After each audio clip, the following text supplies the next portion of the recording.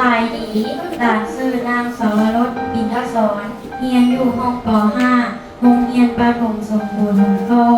มื้อนี้รู้สึกเป็นเกียรติอย่างยิ่งที่ได้ขึ้นมากล่าวคำขอบใจ และแสดงความรู้สึกแทนนักเรียนชั้นป .5 ตลอดรายการที่ผ่านมาที่พวกหลานได้เข้ามาเรียนอยู่โรงเรียนแห่งนี้พวกหลานได้กันรับดูแลเบิ่งเองช่วยเหลือจากครูอาจารย์และพนักงานทุกท่านครูทุกท่านมาช่วยชี้สอนการเรียนรู้ให้กับพวกหลานสร้างความรู้มั่นอดทนให้กับพวกหลานอีกอย่างหนึ่งพวกลูกขอข่าวคำขอบใจมายังพ่อแม่ที่อยู่เคียงข้างพวกลูกและบุตรที่ห่างกายแห่งใจและวัตถุเงินคำส่งเสริมให้ลูกได้เรียนรู้ตลอดมาถึงวันนี้พวกลูกขอจดจำบุญคุณที่พ่อแม่ครูอาจารย์ให้มา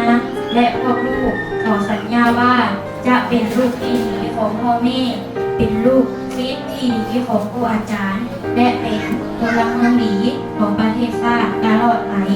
มาในข้อนี้พวกลูกทั้งหมดขอกล่าวคำว่าขอบใจ